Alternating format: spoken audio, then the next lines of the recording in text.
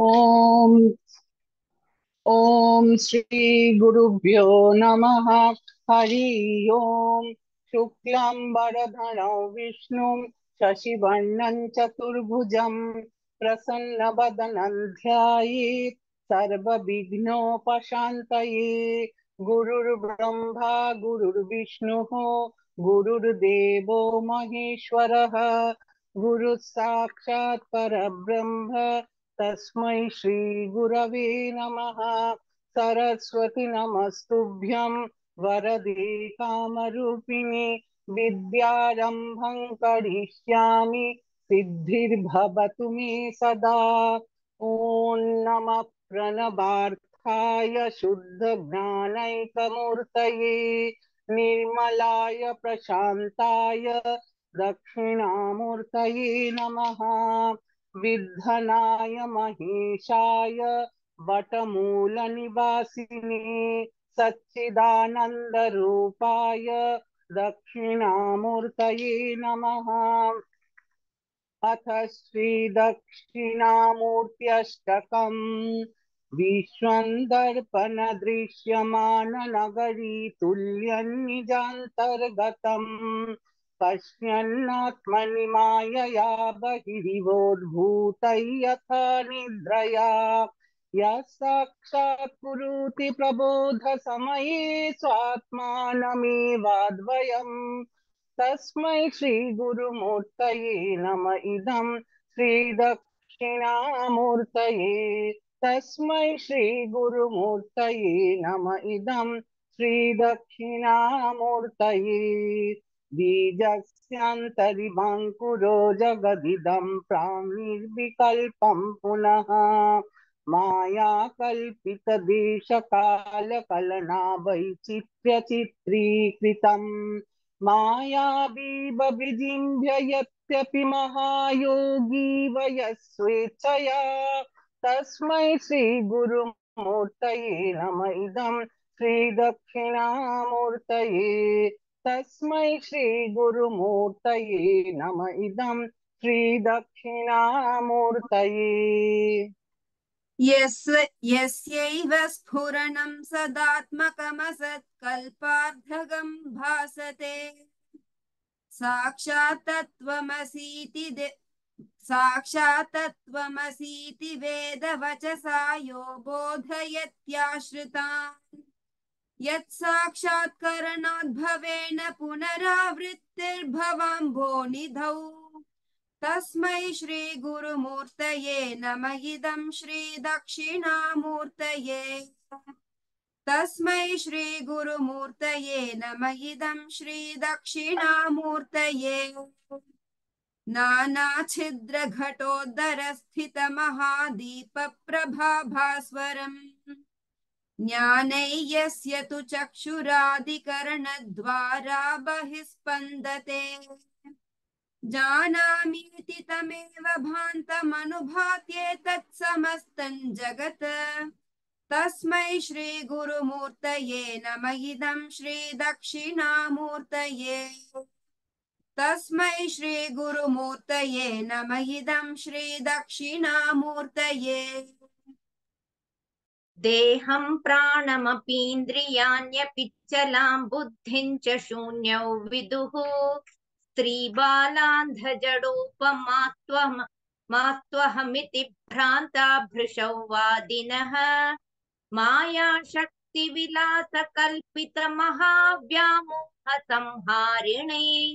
तस्मै श्रीगुरुमूर्तये नम इदं श्रीदक्षिणामूर्तये। तस्मै श्री गुरुमूर्तये नम इदं श्री दक्षिणामूर्तये। राहुग्रस्तदिवाकरेन्दु सदृशो माया समाच्छादनात्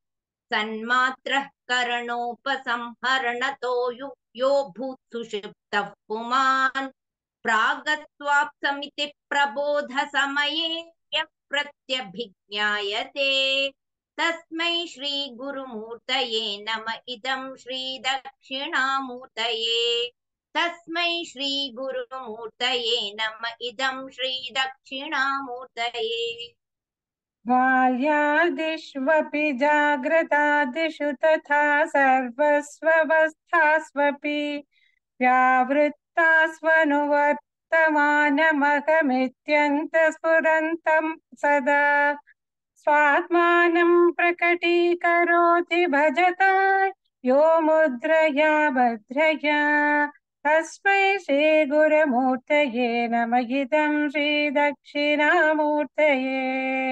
तस्मै श्रीगुरुमूर्तये नमः इदं श्रीदक्षिणामूर्तये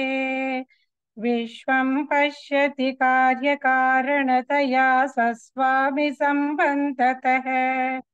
शिष्याचार्य तया तथैव पितृपुत्राध्यात्मना द्वेदतः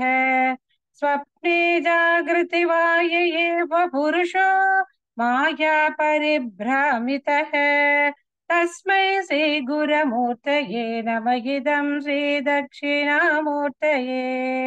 तस्मै श्रीगुरुमूर्तये नमः इदं श्रीदक्षिणामूर्तये भूरम्बांशनलोनिलम्बरमहर्नाथो हिमांशुः पुमान् इत्याभाति चराचरात्मकमिदयस्यैव मूर्त्यष्टकम् नान्यत् किञ्चन विद्यते विमृशतां यस्मात् परस्माद् विभोः तस्मै श्रीगुरुमूर्तये नमः इदं श्रीदक्षिणामूर्तये तस्मै श्रीगुरुमूर्तये नमः इदं श्रीदक्षिणामूर्तये सर्वात्मत्वमिति स्फुटीकृतमिदयस्मादमुष्मिं स्तवे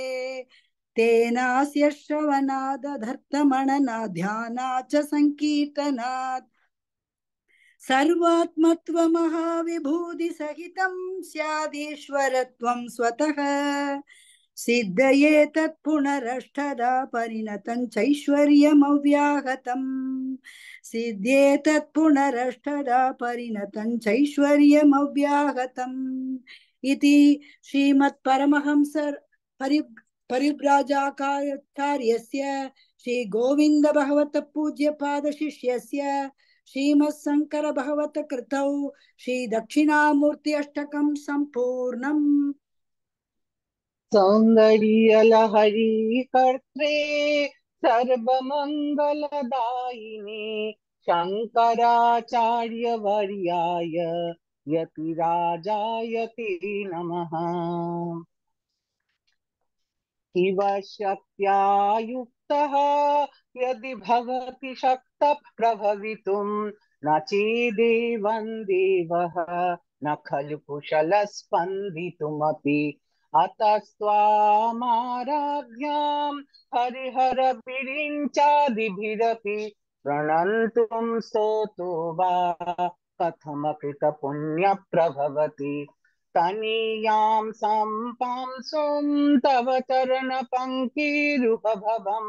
विरिञ्चि सञ्चिन्वन् विरचयति लोकानभिकलम् वहतीनं शौरिः कथमपि सहस्रेण शिरसां हरस्सं शुभ्रैनं भजति भसितोद्धूलनविधिम्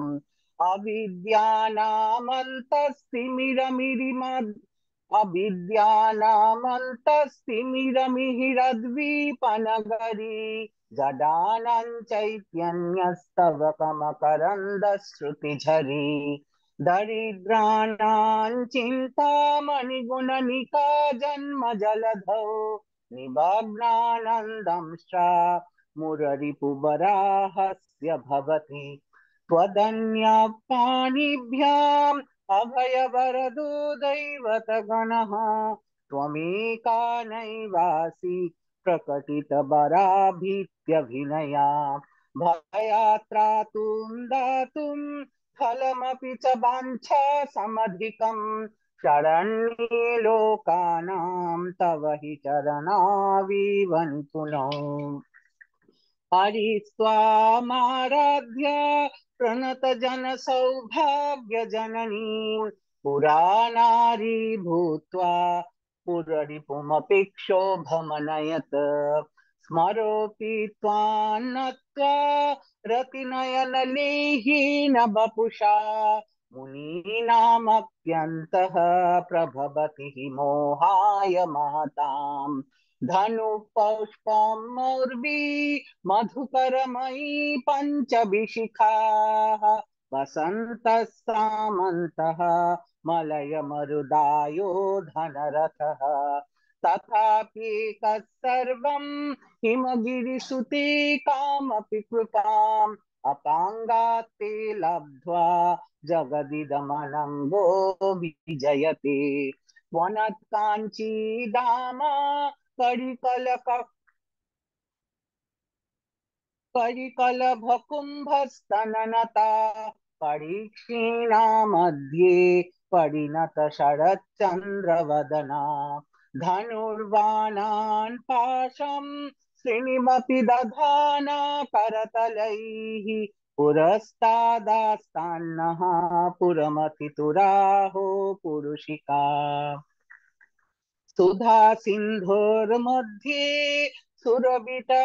पिबाटी परिवृते मणिद्वीपे नीपो पवनवति चिन्ता मणिगृहे शिवाकारी मञ्चे परमशिव पर्यङ्क निलयाम् भजन्ति त्वं धन्याः कतिशतचिदानन्दलहरीम् महिमूलाधारे कमपि मणिपुरे हुतवहं स्थितं स्वाधिष्ठाने हृदि मरुतमाकाशमुपरि मनोऽपि मध्ये सकलमपि भित्त्वा पुलपथं सहस्रारे पद्मे सहरहसि पत्या विहरसि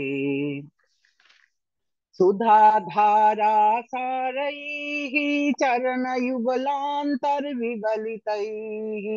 प्रपञ्चसिञ्चन्ति पुनरपि रसां नायः महसः अवाप्य स्वां भूमिं भुजगनिभमुद्धुष्टवलयं स्वमात्मानं कृत्वा स्वपिशिकुलकुण्डे कुहरिणि चतुर्भिश्रीकण्ठैः शिवयुवतिभिः पञ्चभिरपि प्रभिन्नाभिः नवभिरपि मूलप्रकृतिभिः चतुश्चत्वारिंशत्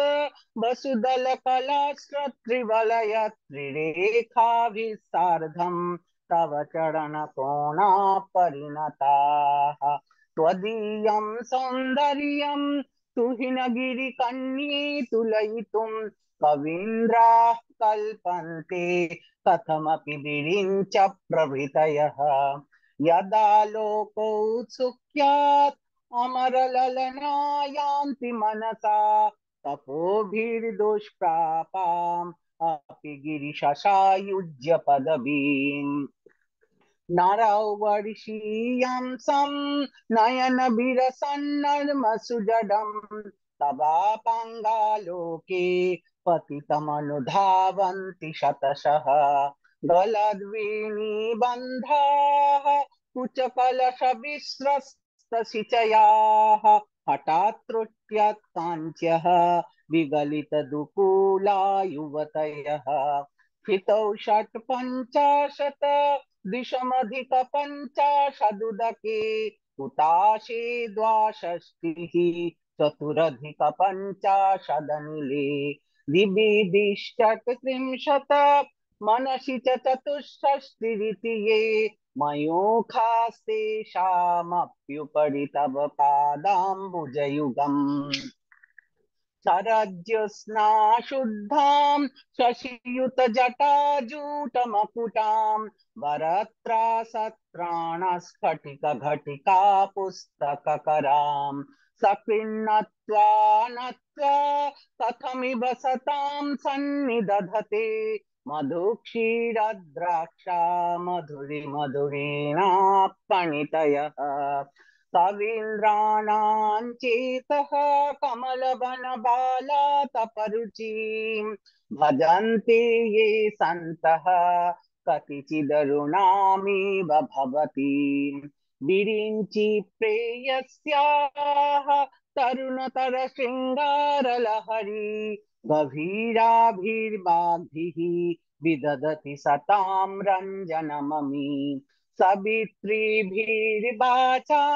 शशिमणिशिलाभङ्गरुचिभिः वशिन्याद्याभिः स्वां सह जननि सञ्चिन्तयति यः सकर्ता काव्यानां भवति महतां भङ्गिरुचिभिः वचोभिर्वाग्देवी वदनकमलामोदमधुरैः तनुच्छायाभिस्ते तरुणतरणिश्रीशरणिभिः दिवः सर्वामुर्वीम् अरुणिमणिमग्नां स्मरति यः भवन्त्यस्यत्रस्यद्वनहरिणशालीननयनाः सहोर्वश्यावश्याः कति कति न गीर्वाणगणिताः मुखं बिन्दुं कृत्वा कुचयुगमधस्तस्य तददः हरार्धं ध्यायेद्यः हरमहिषिते मन्मथकलाम् ससद्यः संक्षोभं नयति वनिता इत्यतिलघु त्रिलोकीमप्याशु भ्रमयति रवीन्दुस्तनयुगाम् किरन्तीमङ्गेभ्यः किरणनिकुडुम्बामृतरसं हृदि त्वामाधत्ते हिमकरशिलामूर्तिमिव यः ससर्पाणान्दर्पं शमयति शकुन्ताधिप इव ज्वराप्लुष्टान् दृष्ट्या सुखयति सुधाधारसिरया तटिल्लेखा तन्वीं तपन शशि वैश्वानरमयी निषण्णां षण्णामुप्यपरि कमलानां तव कलां महापद्माटव्यां मृदितमलमायेन मनसा महान्तः पश्यन्तः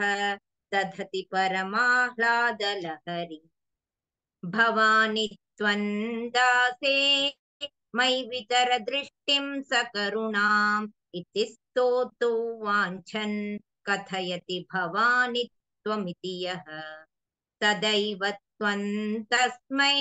दिशसि निज सायुज्य पदवी मुकुन्द ब्रह्मेन्द्र स्फुटमकुट नीराजितपदाम् त्वया हृत्वा वामं वपुरपरितृप्तेन मनसा शरीरार्धं शम्भोः अपरमपि शङ्के हृतमभूत् यदेतत्त्वद्रूपं सकलमरुणाभन्त्रिनयनम् कुचाभ्यामानम्रं कुटिलशशिचूडालमकुटम् जगत्सूते धाता हरिरवति श्रुद्रः क्षपयते तिरस्कुर्वन्नेतत् त्वमपि वपुरीशस्तिरयति सदा पूर्वः सर्वं तदिदमनुगृह्णाति च शिवः तवाज्ञामालम्भ्य क्षणचलितयोर्भ्रूर्लतिकयोः त्रयाणां देवानां त्रिगुणजनितानां तव शिवे भवेत् पूजा पूजा तव चरणयोर्या विरचिता तथा हि त्वत्पादोद्वहनमणिपीठस्य निकटे स्थिता हेते शश्वत् मुकुलितकरोन्तस्मुकुटः विरिञ्चे पञ्चत्वं व्रजति हरिराप्नोति विरतिं विनाशङ्कीनाशः भजति धनदो याति निधनम् वितन्द्री माहेन्द्री विततिरपि सम्मीलितदृशा महासंहारेऽस्मिन् विहरति सति त्वत्पतिरसौ जपो जल्पशिल्पं सकलमपि मुद्रा विरचना गतिः प्रादक्षिण्यक्रमणमशनाद्याहुतिभिः प्रणाम संवेशः सुखमखिलमात्मार्पणदृशा सपर्यापर्यायः तव भवतु यन्मे विलसितम् सुधामप्यास्वाद्य प्रतिभयजरा मृत्युहरिणी विपद्यन्ते विश्वे विधिशतमखाद्यादिविशदः करालै यच्छ्वेनं कबलितवतः कालकलना न शम्भोस्तन्मूलं तव जननि ताटङ्कमहिमा किरीटौ वैरिञ्चं परिहरपुरः कैटभभितः कठोरे कोटीरे स्खलति जहि जम्भारि मकुटम् प्रणम्रेष्वेतेषु प्रसभमुपयातस्य भवनं भवस्याभ्युत्थाने तव परिजनोक्तिर्विजयते स्वदेहोद्भूताभिः गृणिभिरणिमाद्याभिरभितः निषेव्ये नित्ये त्वाम् अहमिति सदा भावयति यः किमाश्चर्यं तस्य त्रिनयनसमृद्धिं त्रिनयतः महासंवर्ताग्निः विरचयति नीराजनविधिम् चतुष्षष्ट्या तन्त्रैः सकलमभिसन्धाय भुवनम् स्थितस्तत्तत्सिद्धिप्रसवपरतन्त्रैः पशुपतिः पुनः त्वन्निर्बन्धात् अखिलपुरुषार्थैकघटना स्वतन्त्रन्ते तन्त्रं क्षितितलमवातीतरदिदम् शिवशक्तिः कामः शिथिरथरवीशीतकिरणः स्मरोऽहं सशक्रः तदनु च परामारहरयः अमी हृल्लेखाभिः त्रिसृभिरवसानेषु घटिताः भजन्ते वर्णास्ते तव जननि नामावयवताम् स्मरयोनिर्लक्ष्मीं त्रितयमिदमादौ तव मनोः निधायैके नित्ये निरवधि महाभोगरसिकाः भजन्ति त्वां चिन्तामणिगुणनिबद्धा शवलयाः शिवाग्नौ जुह्वन्तः सुरभिघृतधाराहुतिशतैः शरीरं त्वं शम्भोः शशिमिहिरवक्षोरुहयुगम् तवामन्यं मन्ये भगवति नवात्मानमनघम् अतः शेषशेषित्ययमुभयसाधारणतया स्थितस्सम्बन्धो वा समरसपरानन्दपरयोः मनस्त्वौ व्योमत्वं मरुदसि मरुत्सारथिरसि त्वमापस्त्वं भूमिः त्वयि परिणतायान्नहि परम् त्वमेव त्वात्मानं परिणमयितुं विश्ववपुषा चिदानन्दाकारं शिवयुवति भावेन बिभृशे तवाज्ञाचक्रस्तं तपनशशिकोटिद्युतिधरं परं शम्भो वन्दे परिमिलितपार्श्वं परचिता यमाराध्यन् भक्त्या रविशशिशुचीनाम विषये निरालोके लोके निवसति हि भालोकभुवने विशुद्धौ ते शुद्धस्फटिकविशदौ व्योमजनकम् शिवं सेवे देवीम् अपि शिवसमानौ व्यवसिताम् ययोः कान्त्या यान्त्याः शशिकिरणसारूप्यसरणेः विधूतान्तर्ध्वान्ता विलसति चकोरीव जगति समुन्मीलत्संवित्कमलमकरन्दैकरसिकम् भजेऽहं सद्वन्द्वं किमपि महतामानसचरम्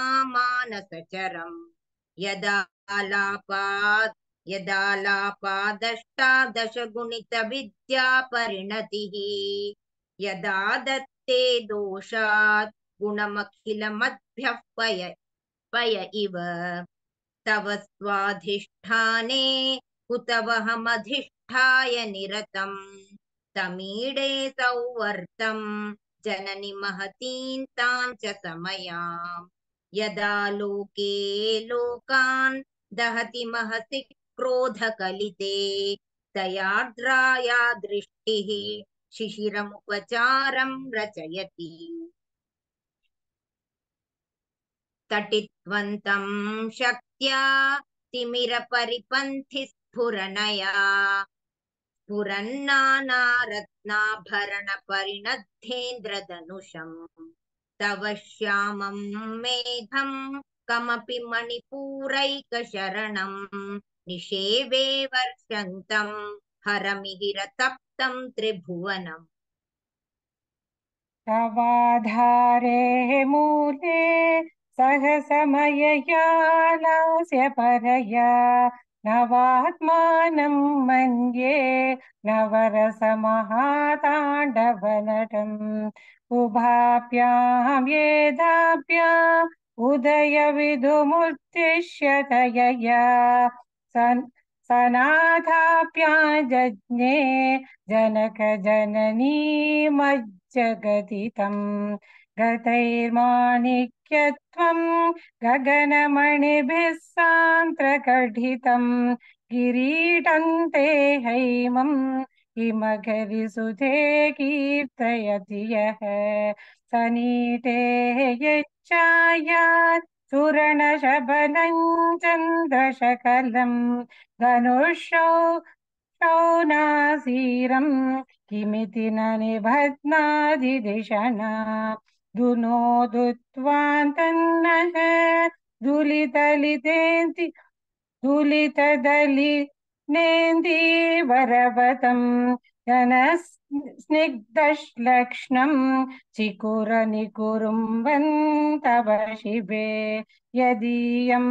सौरभ्यं सहजमुपलब्धुं सुमनसः वसन्त्यन् यस्मिन्मन्ये वलमथनवाटी विटपिना धनोदुक्षेमन्नः तव वदन सौन्दर्यलहरी परिवाहत् श्रोदस् सरणिरिव सीमन्दसरणिः वहन्ती सिन्दूरं प्रबलकबरी भारतिमिरत् द्विषामृन्दैर्बन्दी कृतमिव नवीनार्ककिरणम् हरालैः स्वाभाव्यात् अलिकलबसस्वीभिरलकैः परीतन्ते वक्त्रं परिहसति पङ्केरुहरुचिम् गरस्मेरेः यस्मिन् दशनरुचि किञ्चल्करुचिरे सुगन्धौ मात्यन्ति समरदहनचक्षुर्मधुलिहः ललाटल्लावण्यच्युतिविमलमावादितवय त्वदीयन्तन्मन्ये मकुटघटितं चन्द्रशकलं विपर्यासन्ख्यासात् उभयमपि सम्भूय च मिथः सुधालेबस्यूतिः परिणमतिराकाहिमकरः भ्रुवो भुग्नेः किञ्चित् भुवनभयभङ्कव्यसनिनि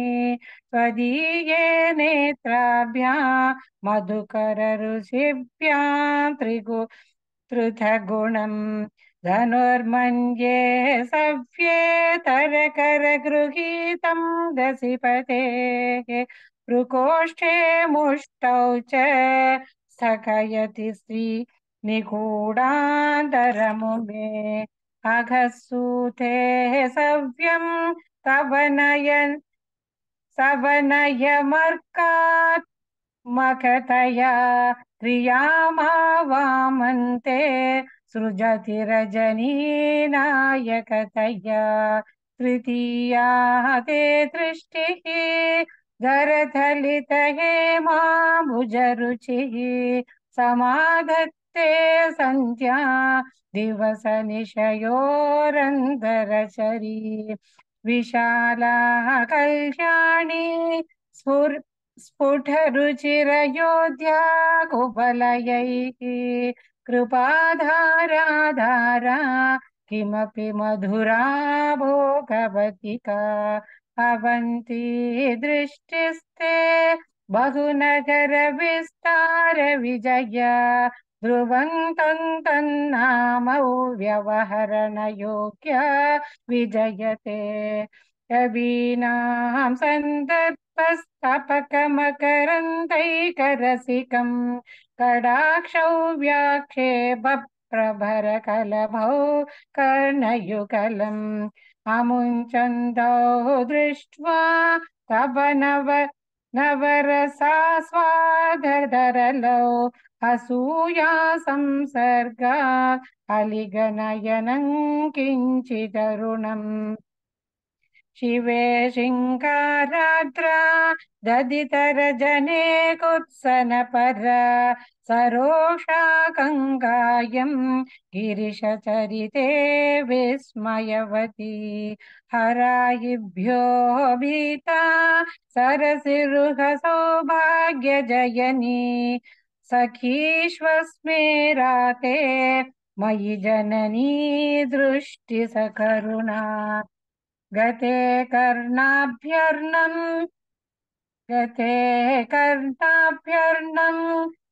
गरुत इव पक्ष्माणि दधति पुराम्भेतुश्चित्रप्रशमरसविद्रावणफले इमे नेत्रे गोत्रा धरपतिकुलोतं सकलिके तवार्कर्णा कृष्ट स्मर शरविलासं कलयतः विभक्तत्रैवर्ण्यं व्यधिकरिदलीला जनतया विभादित्वन्नेत्रहृदयमिधमीशा नथयिते पुनःसृष्टुं देवा द्रुहिण हरिरुद्रानुपरता रजसत्वं विप्रतमयिति गुणानां त्रयमिव पवित्रीकर्तुन्नः पशुपतिपराधीन हृदये दया मित्रैर्नेत्रैः अरुणधवलश्यामरुचिभिः न दशोणो गङ्गा तपनदनयेति ध्रुवममुं प्रयाणादीतानाम् उपययसि सम्भेदमनगम् निमेषोन्मेषाभ्यां प्रलयमुदयैयादिजगति तवेद्याकुः सन्तः धरणिधर राजन् यतनये त्वदुन्मेषाजातं जगदिदमशेषं प्रलयतः परित्रातुं शङ्के परिहृतनिमेषा सवदृशः तवापर्णे कर्णे जपनयन वैशुन्य चकिताः निलीयन्ते ये नियतमनिमेषाशभरिकाः इयञ्च स्त्रीर्भक्तच्छतपुटकवाटं कुवलयं जहादि प्रत्यूषे निशि च विघटव्यप्रविशति दृशाष्ट्राकीयस्यां धरधलितनीलोद्बलरुचा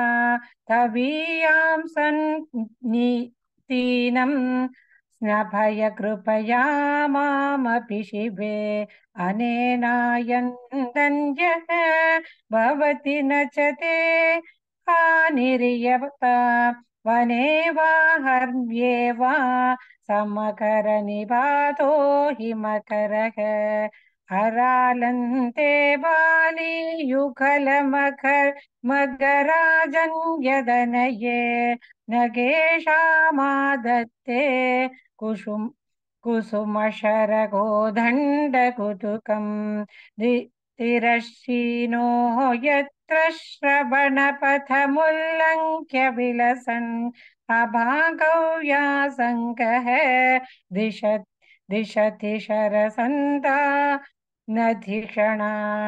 स्फुरद्गण्डाः भोगप्रतिफलितताडङ्गयुगलम् चतुश्चक्रं मन्ये तव मुखमिदं मन्मथरथम् यमारुह्य गृह्य यमारुह्य यवनिरथमार्केन्दुचरणं महावीरो मारः प्रमथपदये सज्जितवते सरस्वत्याः सूक्तिः अमृतलहरी कौशलहरीः विबन्ध्याः शर्वाणि श्रवणचुलुकाभ्याम् अविरलम् चमत्कारश्लाघा चलितरिषसकुण्डलगणः जणत्कारैः सारैः प्रतिवचनामचष्ट इव ते असौ नासा वंशः तुहिनगिरिवंशध्वजपटी त्वदीयो नेदीयः फलतु फलमस्माकमुचितम् वहत्यन्तर्मुक्ताः शिशिरतरनिश्वासगलितम् समृद्धया यत्तासां बहिरपि च मुक्ता मणिधरः प्रकृत्या रक्त्यायाः तव सुदति तन्तच्छतरुचेः प्रवक्ष्ये सादृश्यं जनयत् फलौ विद्रुमलता न बिम्बत्तद्बिम्ब प्रतिफलनरागादरुणितं तुलामध्यारोढुं कथमिव विलच्छेत कलया स्मितज्योत्स्नाजालं तव वदनचन्द्रस्य बिभतां चकोराणामासीत् अतिरसतया सञ्चुजडिमा अतस्ते शीतांशोः अमृतलहरीमाम्लरुचयः विभन्ति स्वच्छन्दं निशि निशि भृशं काञ्चिगतिया अविश्रान्तं पत्युः गुणगणकताम्रेडन जपा पुष्पच्छाया तव जननि जिह्वा जयति सा यदग्रासीनायाः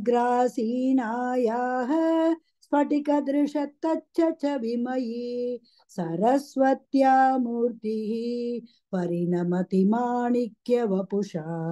रणे जित्वा दैत्यान् अपहृतशिरस्त्रैकवचिभिः निवृद्धैश्चण्डां क्षत्री त्रिपुरहर निर्माल्य विमुखैः विशाखेन्द्रोपेन्द्रैः शशिविशदकर्पूरशकलाः विलीयन्ते मातः तव वदनताम्बूलकबलाः विपञ्च्या गायन्ति विविधमपदानं पशुपतेः त्वयारब्धे वक्तुं चलितशिरसा साधुवचने ददीयैर्माधुर्यैः अपलपिततन्त्रीकलरवां निजावीणावाणी निचुलयति चोलेन निभृतं कराग्रेण स्पृष्टं तुहिनगिरिना वत्सलतया गिरीशेनोतस्तं मुहुरधरपानाकुलतया करग्राह्यं शम्भोः मुखमुकुरवृन्दङ्गिरिसुते कथङ्कारं ब्रूमः तव चिपुकमौपम्यरहितं भुजाश्लेषा नित्यं पुरदुमयितु कण्डकवती तव ग्रीवा धत्ते मुखकमलनालश्रियमियं स्वतः श्वेता काला गरुबगुलजम्बालमलिना मृणालीलालित्यं वहति यदधोहारलतिका गले रेकास्तिस्रः कदिगमककीटैकनिपुणे विवाहव्यानध प्रगुणगुण संख्याप्ति प्रदिभुव विराजन्ते नानाविध मधुर रागाकर भुवा त्रयाणां ग्रामाणां स्थिति नियम सीमान इव ते मृणाली मृत्वीनां तव भुजलतानां चतुरुष्णां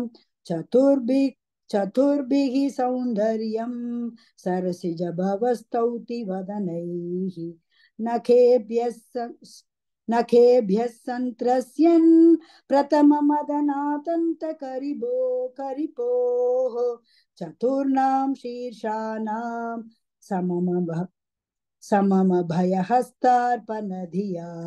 नखानामुद्धेतो देवतैः नवनलिनरागौ विघसतां कराणान्ते कान्तिं कथयामः कथमु मे कया जित्वा साम्यं भजतु कलया हन्त कमलं यदि ग्रीडल्लक्ष्मी चरणतललाक्षार सचनम् समन्देवी स्कन्तद्विभवतनपीतं स्तनयुगं तवेतन्नः खेदं हरतु सततं प्रस्नुतमुखं यदा लोक्याशङ्काकुलितहृतयो हासजनकः स्वकुम्भौ हेरम्बः परिमृशति हस्तेन झटिति अमूते वक्षोजौ अमृतरसमानिक्य कुतुपौ न सन्तेह स्पन्तः नगपति पताके मनसि नः पिबन्धौ तौ यस्मात् अविदितवधू शङ्खरसिकौ कुमारावध्याभिद्विरतवतनक्रौञ्चतलनौ वहत्यम्पस्तम्भे रमतनुजकुम्भ प्रकृतिभिः समारब्धा मुक्ता मणिभिरमलां हारलतिकां कुचा भोगो बिम्बाधररुचिभिरन्तः शबलितां प्रतापव्यां मिश्रां पुरतमयुतु कीर्तिमिव ते तव स्तन्यं मन्ये धरणिधर गण्ये कृतयतः पयः पारावारः परिवहति सारस्वतमिव दयावत्या दत्तं शिशुरास्वाद्य तव यत् कवीनां प्रौढानाम् अजनिकमनीयः कवयिता हर क्रोधज्वाला वलिभिरवलीढेन वपुषा कबीरेते नाभि सरसि हृतसंगो मनसि जह समुत्तस्थौ तस्मात् अचलतनये धूमलतिका जनस्ताञ्जानीते तव जननि रोमावलिरिति यदेतत्कालिन्दी तनुतरतरङ्गाहृति शिवे कृशे मध्ये किञ्चित् जननि तव यद्भाति सुधियां विमर्धा तन्योन्यं कुचकलशयोरन्तरगतं तनुभूतौ व्योम प्रविशिदवदिवनाभिगुहरिणीं स्थिरो गङ्गावर्तः स्तनमुकुलरोमावलिलता कलावालङ्कुण्डं कुसुमशरतेजोहूतभुजः रते लीलागारं किमपि तव नाभिर्गिरिसुते बिलत्वारं सिद्धेः गिरिशनयनानौ विजयते निसर्गक्षीणस्य स्तनतटपरेण क्लमुजशः नमन्मूर्तेर्नारी तिलकसनकैस्तृट्यत इव चिरन्ते मध्यस्य तरुटितटिनी तीरतरुणा समावस्थास्ते नः भवतु कुशलं शैलतनये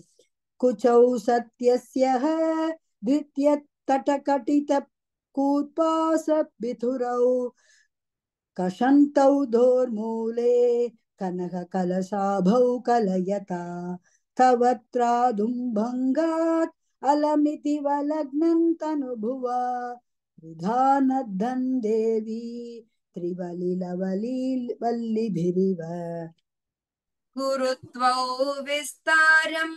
क्षितिधरपतिः पार्वती निजात् नितम्बादाच्छिद्य त्वयि हरणरूपेण निदधे अतस्ते विस्तीर्णः गुरुरयमशेषौ वसुमतीं नितम्बप्राग्भारः स्थगयति लघुत्वन्नयति च करीन्द्राणां शुण्डान् कनककदलीकाण्डपटलीम् उभाभ्यामूरुभ्याम् उभयमपि निर्जित्य भवति सुवृत्ताभ्यां पत्युः प्रणति कठिनाभ्यां गिरिसुते विधिज्ञे जानुभ्यां विबुधकरिकुम्भद्वयमसि पराजेतुं रुद्रं द्विगुणशरगर्भौ गिरिसुते निषङ्गौ जङ्घेते विषमविशिखो बाढमकृत यदग्रे दृश्यन्ते दशशरफलाः पादयुगली नखाग्रच्छद्मानः सुरमकुटशानैकनिशिताः श्रुतीनां मूर्धनः दधति तव यौ शेखरतया ममाप्येतौ मातः शिरसि दयया धेहि चरणौ ययोः पाद्यं पाथः पशुपतिजटाजूटतटिनी ययोर्लाक्षा लक्ष्मीः अरुणहरिचूडामणिरुचिः नमो वाकं ब्रूमः नयनरमणीयाय पदयोः तवास्मै द्वन्द्वाय स्फुटरुचिरसालक्तकवते असूयत्यत्यन्तं यदभिहननाय स्पृहयते पशूनामीशानः प्रमदवनकङ्केलितरवे मृषा कृत्वा गोत्रस्खलनमथ वैलक्ष्यनमितं ललाटे भर्तारं चरणकमले ताडयति ते चिरादन्तशल्यं दहनकृतमुन्मूलितवता तुलाकोटिक्वाणैः किलिकिलितमीशानरिपुना किमानी हन्तव्यं हिमगिरिनिवासैकचतुरौ निशायां निद्राणं निशिचरमभागे च विशदौ वरलक्ष्मीपात्रं श्रियमतिसृजन्तौ समयिनां सरोजं त्वत्पादौ जननि जयतश्चित्रमिह किम् पदन्ते कीर्तीनां प्रपदमपदं देवि विपदां कथन्नीतं सद्भिः कठिनकमठीकर्परतुलाम् कथौ वा बाहुभ्याम् उपयमनकाले पुरभिदा यदा दायन्यस्तं दृशदि दयमानेन मनसा नखैर्नाकस्त्रीणां करकमलसङ्कोच शशिभिः तरूणान् दिव्यानां हसत इव ते चण्डीचरणौ फलानि स्वस्थेभ्यः किसलयकराग्रेण ददतां दरिद्रेभ्यो भद्रां श्रियमनिशमह्नाय ददतौ ददाने दीनेभ्यः श्रियमनिशमाशानुसदृशीम् अमन्दं सौन्दर्यप्रकरमकरन्दौ विकिरति तवास्मिन् मन्दारस्तबकसुभगे यातु चरणे निमज्जन्मज्जीवः करणचरणः षट्चरणताम् पदन्यास क्रीडा परिचयमिवारब्धु मनसः स्खलन्तस्ते खेलम्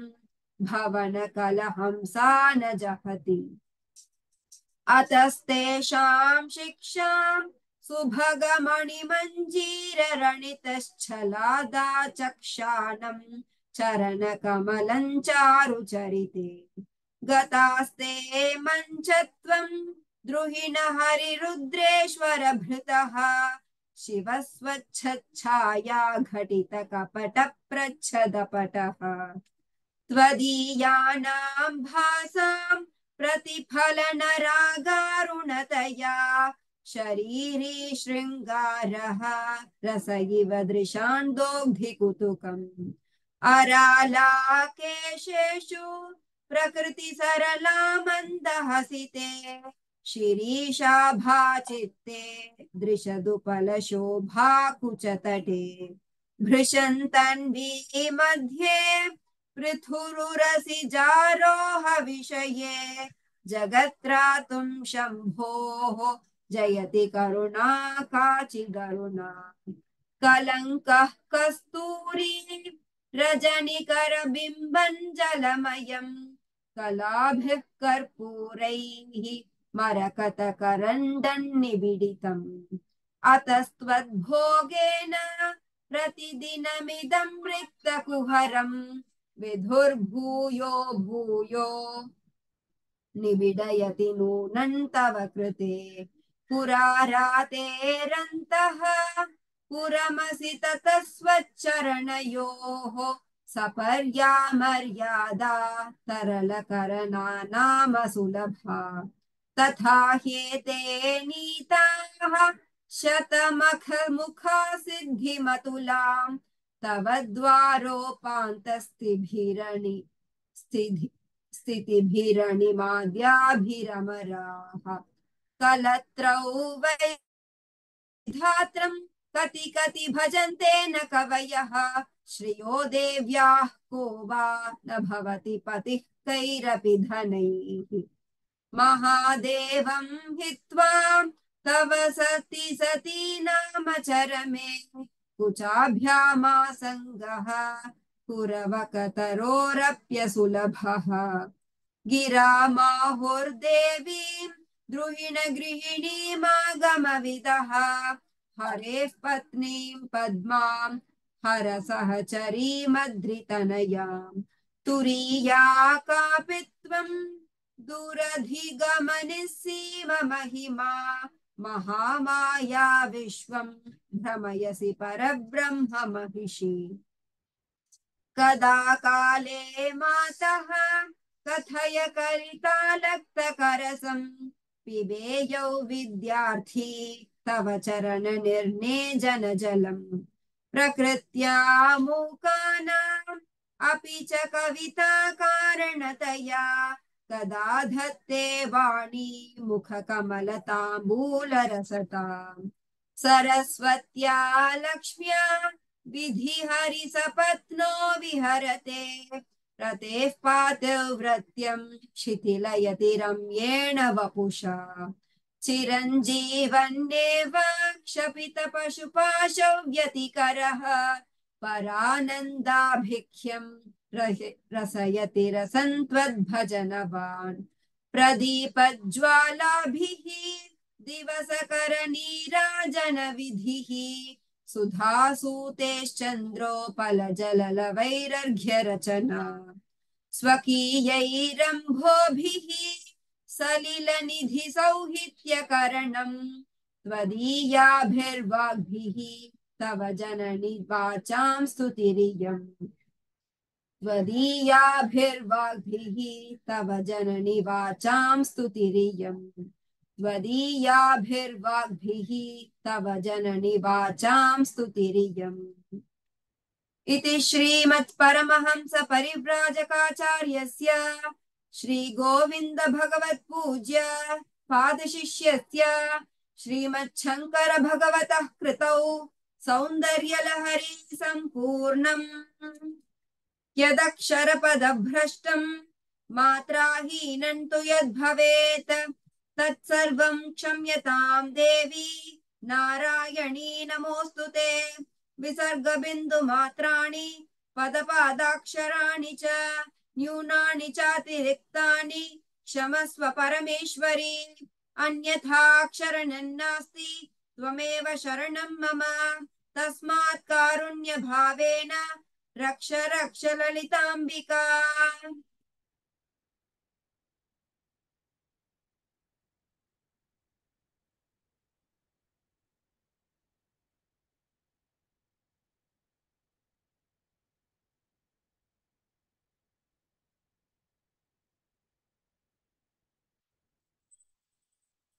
परमेश्वरी अखिलांडेश्वरी आदिपराशक्ति पालय माम्।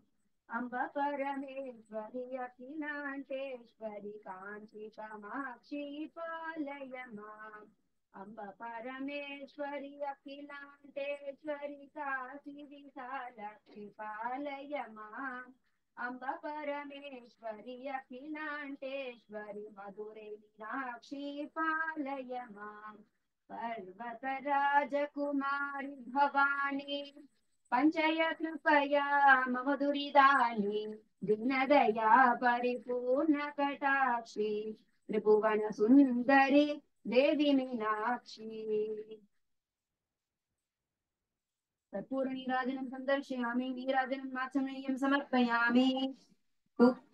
पुष्पैः पूजयामि।